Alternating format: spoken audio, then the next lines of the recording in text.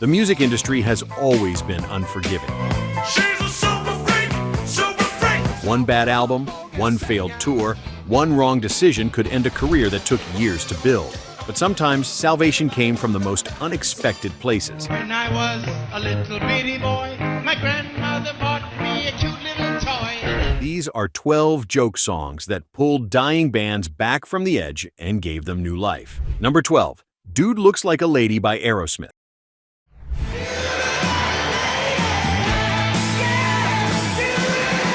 Boston Bad Boys had sold millions in the 70s, but by 1986, they were washed up. Steven Tyler and Joe Perry were drowning in addiction. Their label Geffen Records was losing patience. Album sales had cratered, and reunion efforts kept failing.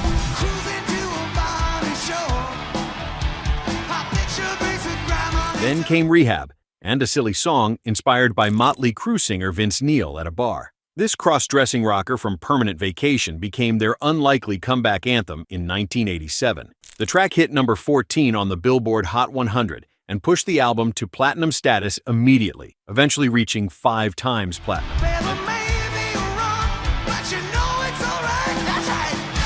MTV played the cheeky video constantly. What seemed like career suicide became their resurrection. Bands like Guns N' Roses and Motley Crue watched closely as Aerosmith proved comebacks were possible.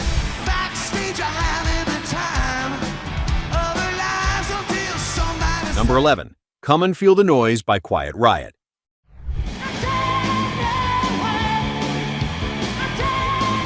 The band had basically fallen apart after Randy Rhoads left for Ozzy Osbourne in 1979. When Rhoads died in a plane crash in 1982, it seemed like the final nail in Quiet Riot's coffin. Guitarist Carlos Cavazo, vocalist Kevin Dubrow, drummer Frankie Banali, and bassist Rudy Sarzo reformed with zero momentum and a skeptical record label. Producer Spencer Proffer pushed them to record a tongue-in-cheek cover of Slade's 1973 party anthem. Metal Health exploded in November 1983, becoming the first heavy metal album to hit number 1 on the Billboard 200.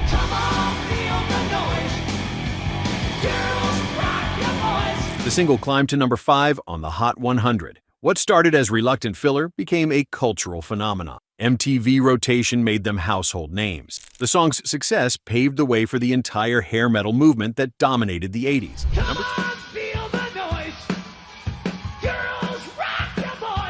Number 10, Love Shack by the B-52S.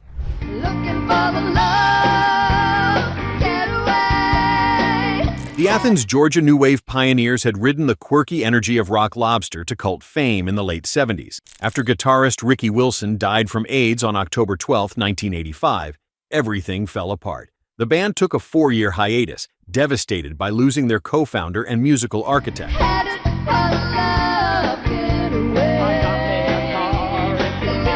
Singer Cindy Wilson was deeply traumatized by her brother's death. The future of the band was completely uncertain. This intentionally silly, campy party anthem from 1989's Cosmic Thing became their biggest hit ever. And break your jukebox money. The track climbed to number 3 on the Hot 100, their highest chart position in a decade-long career. The album went 4 times platinum. What began as therapy turned into triumph. Bands like the Scissor Sisters and MGMT later cited this comeback as proof that weird could still win commercially.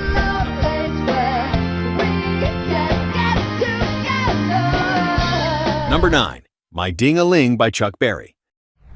When I was a little bitty boy, my grandmother bought me a cute little toy. 17 years into his career, the rock and roll pioneer had 0 number 1 hits on the Billboard, Hot 100 to his name. By 1972, Berry was mostly playing nostalgia shows at county fairs and oldies packages. His last chart appearance had been around 1965. After an unsuccessful stint with Mercury Records, he had returned to Chess Records with little fanfare. She told me it was my ding-a-ling-a-ling-o.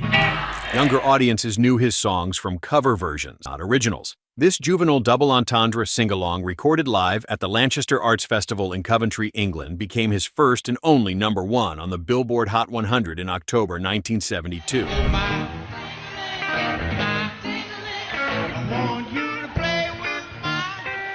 The novelty track spent 2 weeks at the top. Critics hated it, calling it a disgrace to his legacy. Barry laughed all the way to the bank. The irony was perfect. His most throwaway song became his biggest commercial success. Silver bells hanging on a string. She told me it was my ding-a-ling. Before we continue, which of these comeback songs did you wear out on the radio? Did you catch that MTV Unplugged performance or buy the 7-inch single? Drop a comment and let us know where you're watching from. Number 8. She's a Beauty by the Tube. She's a beauty. She's a beauty. 5 studio albums, a devoted cult following, but 0 mainstream commercial breakthrough beyond the rock charts. By 1983, the San Francisco theatrical rock band needed a crossover hit to survive. Frontman Fee Waybill had been performing elaborate stage shows since the early 70s to loyal but limited audiences. She's right here behind the glass. You're gonna like Music was brilliant. The mainstream sales just were not there. Producer David Foster was brought in with a clear mission: deliver a pop hit. Their satirical take on beauty pageants and game show culture finally cracked the top 10, hitting number 10 on the Billboard Hot 100. you can look inside another world. You can talk to a pretty. The Outside Inside album reached number 18 on the Billboard 200. The MTV video featured Waybill as a sleazy carnival barker. What started as artistic compromise became career salvation. Bands like Faith No More and Primus later cited the Tubes as theatrical rock pioneers who refused to quit. She's a beauty. Number 7. The Streak by Ray Stevens. Well, yes, they call it the street. Fastest thing on the In 1974, nobody could escape streaking. The fad swept college campuses, sporting events, and even the Oscars.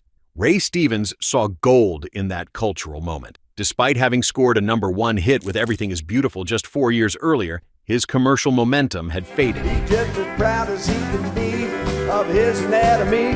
He gonna give us a piece. Radio was moving on. Then he wrote a topical comedy song in one afternoon. The track exploded to number 1 on the Billboard Hot 100 for 3 consecutive weeks in May 1974. The single sold over 5 million copies internationally. Well, yes, they call him the street. Likes to show off his physique. The success cemented his status as America's premier novelty artist and kept his career thriving for decades. Later, comedy musicians studied how Stevens proved that funny songs could dominate serious charts if the timing was perfect. If there's an audience to be found, he'll be streaking it round, inviting public critique. Number 6. Legs by ZZ Top.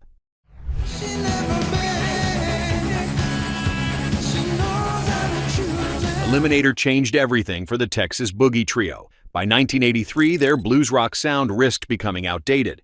Album sales for El Loco had been modest in 1981. The band knew they needed to evolve.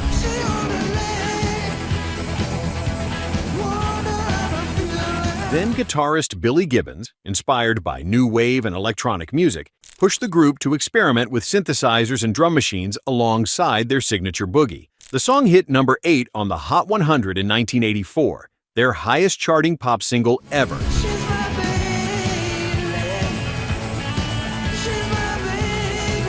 Those comedic MTV videos featuring the Eliminator hot rod and spinning-legged models made them 80s superstars. The album sold over 10 million copies, earning diamond certification.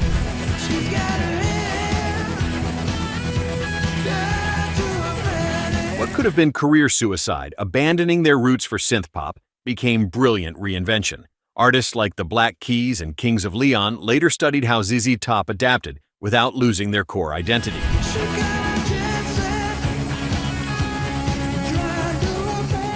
Number 5. Play That Funky Music by Wild Cherry.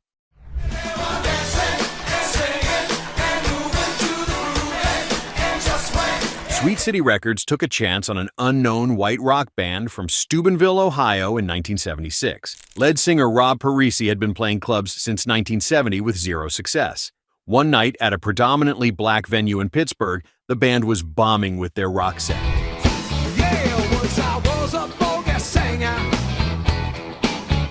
Someone called out for them to play some funky music. Parisi went home and wrote a self-aware anthem about that exact experience.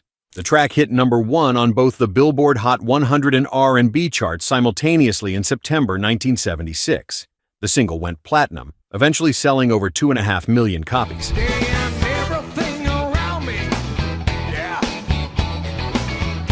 That genre switch from rock to funk saved them from obscurity. The song became a permanent radio staple. Later, interracial groups like Living Colour cited Wild Cherry as evidence that authenticity mattered more than skin color. The band never matched that success, but one hit was enough.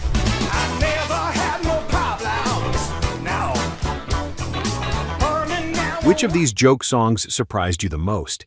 Did you dance to these at high school parties or hear them on AM radio? Let us know in the comments which band had the best comeback story. Number 4. Super Freak by Rick James.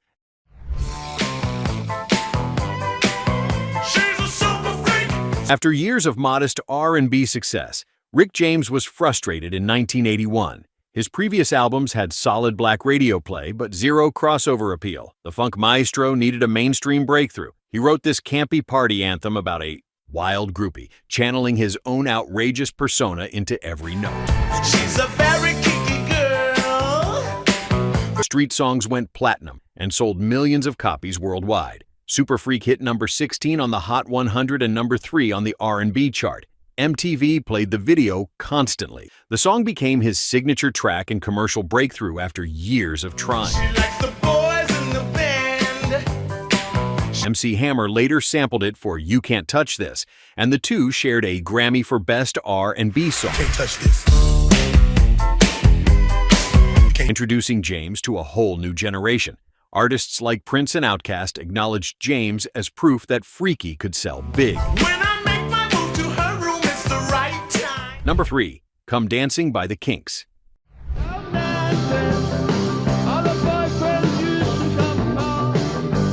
At 39, Ray Davies was writing nostalgic songs about English dance halls from his youth. The legendary British Invasion Band had spent over a decade in commercial limbo. They were banned from touring America from 1965 to 1969, killing their momentum. That's where the big band used to come and play. My sister went there on a Saturday. By 1983, they had not charted in the U.S. top 10 since Lola in 1970. Their label was losing faith. Davies penned this bittersweet tune, inspired by his sister Renee, who died of a heart attack while dancing at a London ballroom on Ray's 13th birthday. Come dancing. All our boyfriends used to come and call. The track hit #6 on the Billboard Hot 100 in 1983, their highest chart position in 13 years. State of Confusion went gold. MTV embraced the video. What started as personal reflection became commercial redemption. Why not come dancing? It's only natural. The song's success proved that British invasion survivors could still compete with new wave upstart. Bands like Blur and Oasis later cited the Kinks as proof that British songwriting craft never dies. Another Saturday, another date. She would be ready, but she'd always make him wait. Number 2. Got My Mind Set on You by George Harrison.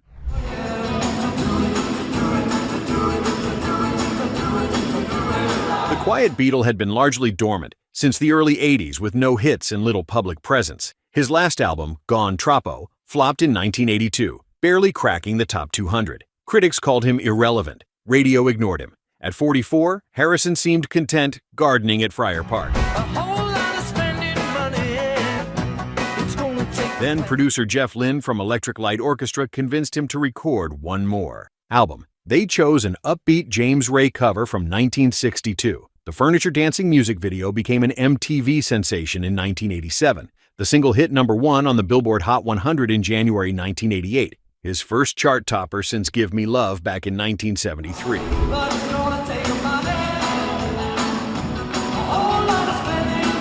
Cloud 9 went platinum. What seemed like lightweight fluff became his solo comeback. The success reminded everyone that Beatles magic could still work. Artists like Tom Petty and Roy Orbison joined him for the traveling Wilbury supergroup afterward. It's gonna take time. Number 1. Walk the Dinosaur by Was Not Was.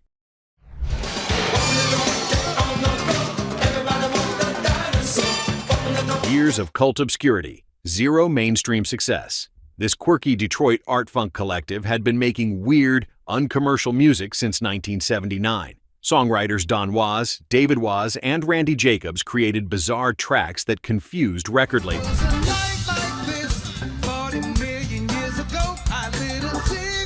Their previous album on Geffen Records sold around 50,000 copies, a dismal showing by major label standards. After Geffen dropped them, Chrysalis Records picked them up and took a chance. Then they wrote an absurdist novelty song about dancing dinosaurs that made absolutely no sense.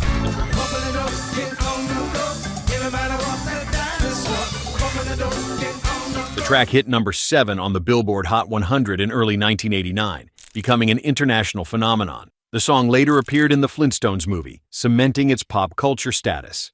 What started as a joke became their only major breakthrough. The band proved that Strange could succeed commercially if the groove was undeniable. Later, alternative acts like They Might Be Giants studied how was not. Was turned weirdness into accessibility without compromise.